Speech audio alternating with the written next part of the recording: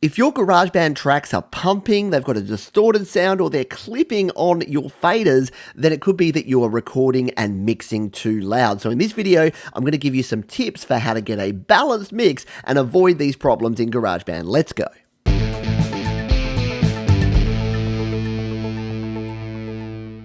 Hi, my name is Pete, and this is Studio Live Today, where I help you create, record, and release your best music. Now, I've recorded more than 20 tracks right here in GarageBand, so I've come across pretty much every problem, and if there's something that you can do wrong, I've done it. So in this video, I'm going to tell you some of the lessons that I've learned that can help you get a balanced mix, because one of the toughest things to do in GarageBand is to mix at the right level. It's very easy to clip or distort or get that horrible limiting pumping sound. So let's dive into a project now and I'll show you what I mean. So I've created myself a little 4-piece rock band to demonstrate this track. We've got Anders on drums, we've got our nitro power rhythm guitar, we've got the down tempo groove bass here, and then I've recorded a few lead vocals here. So let's hit play and listen to what this track sounds like, and hopefully you can start picking up what some of the problems here are. You never told me what was real. You never taught me how to feel. You never listened anyway. It's a shame. You never. Right, so did you hear some of the problems there? You can see some of the problems. Our drums clipped there, so we've got the drums up too loud. Our master bus, or a master fader up there at the top, that was clipping along nicely as well. And our vocals here have been recorded too loud. They're already clipping and distorting in the recording. So there's a few things we can do here to fix this. Now, our virtual instruments, like our drums and our guitar and our bass, the good news is any distortion we have in here is what we're causing by turning it up too loud. So if you've got a guitar track like this, and you play it, yeah, it's supposed to be distorted anyway, so that's no problem there, but you can't actually do too much damage there, but will still turn it down, because the problem is, even with only 4 tracks, if you have them all up to 11, it's going to really start pushing. And what happens when you've got the volume too loud in GarageBand is it kicks in the auto limiter and the auto normalization, and that's where you get that sort of pumping and ducking sound. So if you've ever heard your guitars or your drums sort of duck out, especially when it's a snare hit, like a big snare hit on the drums, that's what's causing it. So in fact, let's emphasize this a little bit by coming in here to Anders, and this is the problem I see a lot of people with their drummers, is that they'll have them right up here at loud and complex, and this is going to be great if you want that really punchy drum sound, but the problem is that it also causes the volume to go up as well. So if we play this with Anders pumped right up to 11 here. You never told me what was real. You never taught me how to feel.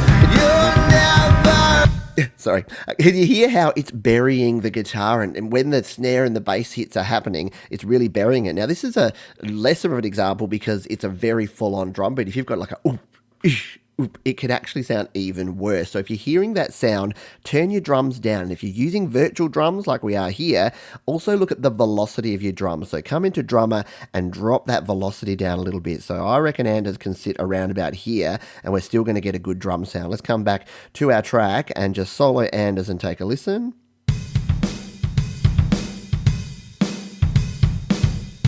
Yeah, that's going to be good. And you can see there we're already pushing that up. Now, on the iPhone, you won't even have that meter showing you the master bus. So you've got to be even more careful. Less is best when it comes to mixing here. So we're going to leave Anders down like that. Let's jump in and take a listen to Anders with our guitar here.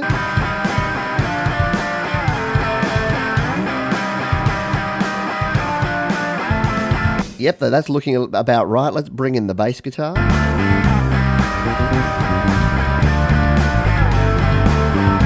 And last but not least, let's bring in Pete here on vocals. Told me what was real. You never taught me how to feel. You never. Now, why are these vocals sounding so loud? Well, I just recorded them like literally 2 minutes ago, and what I did is I had my input volume set too high. I've talked about input volume before. I've got a full video all about input volume and the difference between input and output. You can check that up there and down in the description. But if I sing these lines here, so let's just sing, I'll get away from the mic a bit. You never told me what was real. So that's okay there, but if I pump this up, like what a lot of folks do is they're like, I want more volume. So they put this to here and they'll go, you never told me what was real. And you know the problem with that is if we record, in fact, let's show you this. Let's give you a demonstration. We're going to tap here and duplicate. And what I'll do, I'll come back here and we'll just bring it here. And now I'm going to go back into my microphone and I'll record just to the metronome here, just this first line with the volume up here, and then I'll turn it down and we'll see the difference. You never told me what was real. So now we can come back to our track here and look at that. Do your waveforms look like that? If your waveforms look like that, your input gain is too high. So let's do a version where we get the input gain set right. So let's come in here. We'll go back to our vocal. Now let's dial it down. And so let's put it around about there. And we'll come back to here. Bump the mic. Make sure that it's only soloed. And let's record at this level now. You never told me what was real. And now come back into our track and let's have a look at this vocal. So there you go. Maybe that was even a little bit too low. This is probably about right, a little bit too high. But yeah, you definitely don't want it looking like that. You want it looking more like that than like that. And you might think, oh, it's too low. But let's see what happens when we bring this back into our mix. We'll mute out these ones and just have this vocal in here. You never told me what was real. So it's easy enough to turn the volume up on the vocals there and get it to sit back in the mix. What's harder to do is let's bring this vocal into the mix now and take a listen. You never told me what was real. And that is the biggest mistake I see folks make, is recording at too high an input volume. Now you can even, and I've showed this before, you can even use our cool little merge function here to merge and to actually increase the volume of this. So let's just merge this and hit merge. Video all about this up the top in the description, and we can actually increase the volume. And that gets it back to about the level that we kind of want it there. So record on the lower side is going to be a better way to go. Let's listen to this now. We'll mute out those two and we'll bring this one in and hit play. You never told me what was real. So there you go. That's just an example of how we recorded these. So we'll come back to our vocals here. And again, this was probably recorded still a little bit too high, so it's a little bit clippy. But let's now play this back and we'll turn down some of these volumes and you'll hear that we're still going to get a good sound. We don't have to have everything up to 11. You never told me what was real. You never taught me how to feel.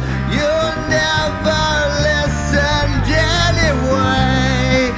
It's a shame.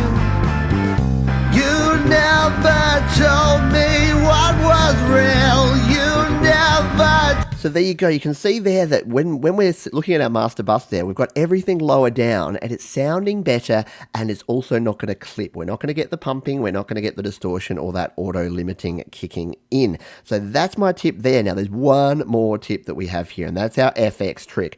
If you do have too many instruments and they are all mixed a little bit loud, but you're not clipping on any of your individual tracks here, but you're still getting that pumping, you can actually go in here, add an FX track. Now all we need to do is hit record and record some sort of FX, which we're not going to actually use, and then we can come out of here, turn the FX off there. We're just going to delete this little bit of FX, but the reason we want the FX track is to use our FX volume trick. So we're here on the FX track, we come into the visual EQ, and we can turn down the volume over here. So if we drop this by 5 dB, and then hit done, and come back to our track.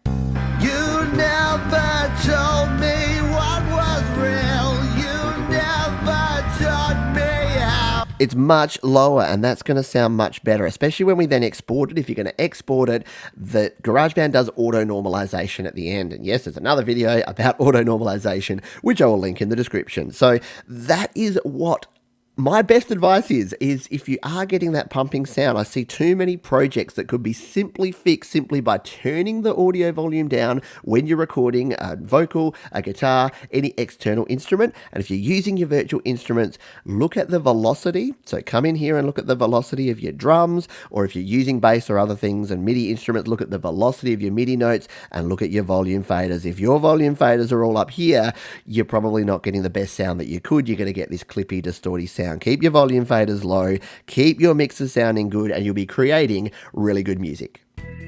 There you go. I think we got the start of a cool song here. Anyway, if you'd like to check out some more all about mixing and recording here in GarageBand, there are 2 videos linked right down below. You can subscribe by clicking or tapping on the Studio Live Today icon in the top right-hand corner, and I hope to see you on the next video. Keep rocking.